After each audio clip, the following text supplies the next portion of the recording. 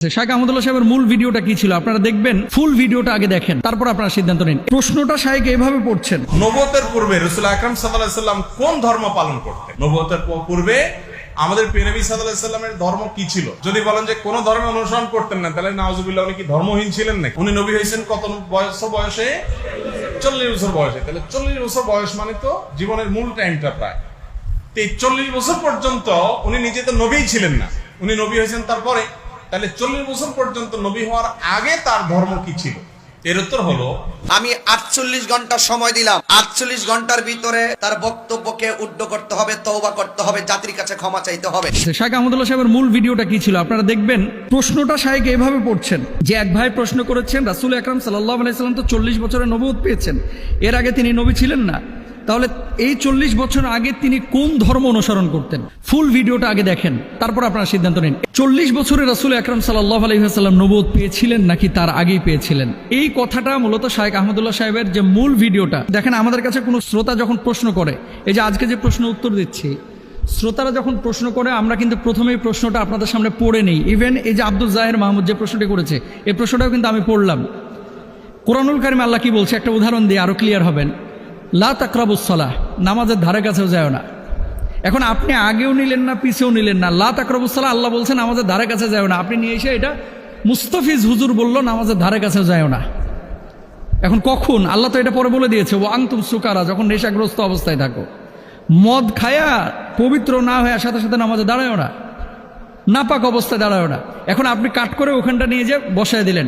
সুযোগ সন্ধানী যারা আছে সোশ্যাল মাধ্যমে, আমার লেকচার বলেন, আহমদুল্লাহ সাহেবের লেকচার বলেন, আব্দুল্লাহ সাহেবের লেকচার বলেন, XYZ যে কোনো স্কলারের লেকচার কেটে কেটে অনেকভাবে কিন্তু উপস্থাপন করা যায়। একটা পজিটিভ বিষয়কে কিন্তু নেগেটিভলি উপস্থাপন করা যায়। আর যে ভদ্রলোক এই কথাগুলো নিয়ে আজকে আলোচনা করতেছে, শাইখ আহমদুল্লাহ সাহেবের মূল ভিডিওটা কি ছিল আপনারা দেখবেন, এখন ইউটিউবে আছে। প্রশ্নটা শাইখ এইভাবে পড়ছেন যে এক ভাই প্রশ্ন করেছেন, রাসূল আকরাম সাল্লাল্লাহু আলাইহি সাল্লাম তো 40 বছরের নবুয়ত পেয়েছেন, এর আগে তিনি নবী ছিলেন না, তাহলে এই 40 বছর আগে তিনি কোন ধর্ম অনুসরণ করতেন? তাহলে কি আল্লাহ রসুল কোনো ধর্মের অনুসরণ করতেন না, নাকি অনুসরণ করতেন? অনুসরণ করলে কার ধর্ম অনুসরণ করেছেন? আমরা জানি যে ইব্রাহিম আলাইহিস সালাতু ওয়াস সালামের দিন ধর্ম আল্লাহ রসুল সাল্লাল্লাহু আলাইহি সাল্লাম অনুসরণ করেছেন। তাহলে শায়েখকে প্রশ্ন করা হয়েছে, সেই প্রশ্নটা মানে শায়েখ ওখানে উপস্থাপন করেছেন যে আল্লাহ রসুল 40 বছর তো নবুয়ত পান নাই। প্রশ্নটা এভাবে করাছে, সেই প্রশ্নটা শায়েখ পড়েছে মাত্র, কাট করে নিয়ে যে ওই জায়গাটা ওখানে বসানো হয়েছে। আর এটা নিয়ে আমাদের ভাইয়েরা গোটা দেশ উত্তাল করে ফেলল। জ্ঞানী মানুষের একটা বিষয় কি জানেন, যে সবসময় তর্কে জড়ায় না, ঝগড়া বিবাদে জড়ায় না। কারণ যেই গাছে যত ফল বেশি, সেই গাছটা তত নত বেশি। এই যে আম বড় বড় দেখবেন গাছের উপরে ধরে আছে, যত বেশি আম গাছটা তত নত।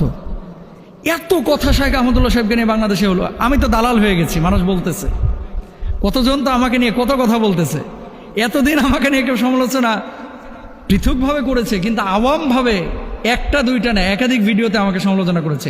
যে ভাই আমার নিয়ে গালমন্দ করেছে, সমালোচনা করেছে, আমি তার জন্য দোয়া করি, আল্লাহ তাকে হেদায়েত দান করুক, আল্লাহ তাকে মাফ করে দেয়। তার ব্যাপারে আমার কোনো আক্রোশ নাই, বিদ্বেষ নাই। কিন্তু শাইখ আহমদুল্লাহ বাংলাদেশের একটা অ্যাসেট। আহমদুল্লাহরা প্রতি বছর জন্ম নেয় না। আমি মুস্তাফিজ না থাকলে দেশের জাতির দিনের অতটা ক্ষতি হবে না। একজন শাইখ আহমদুল্লাহ না থাকলে এ দেশের, এ জাতির, এ দিনের অনেক বড় ক্ষতি হবে, অনেক বড় ক্ষতি হবে, অনেক বড় ক্ষতি হবে। সুতরাং শাইখ আহমদুল্লাহ সাহেবকে নিয়ে এই কথাগুলো যারা বলতেছে, মূলত শাইখ আহমদুল্লাহ ব্যক্তি আহমদুল্লাহ টার্গেট না, মূলত তার প্রতিষ্ঠান টার্গেট।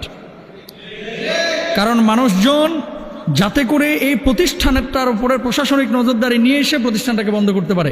কারণ কি? মানুষের ভিতরে একটা গ্রহণযোগ্যতা তৈরি হয়েছে। আপনি বিদেশে যান, আউল বাউল ফাউল যারা নাচানাচি গাওয়াগাওয়ি করে, তাদের ইমেজটা কি? বর্তমান জেনারেশনের যুবকদের কাছে তাদের ইমেজটা কি? আর শাইখ আহমদুল্লাহর ইমেজ কি? মিজানুর রহমান আজহারের ইমেজ কি?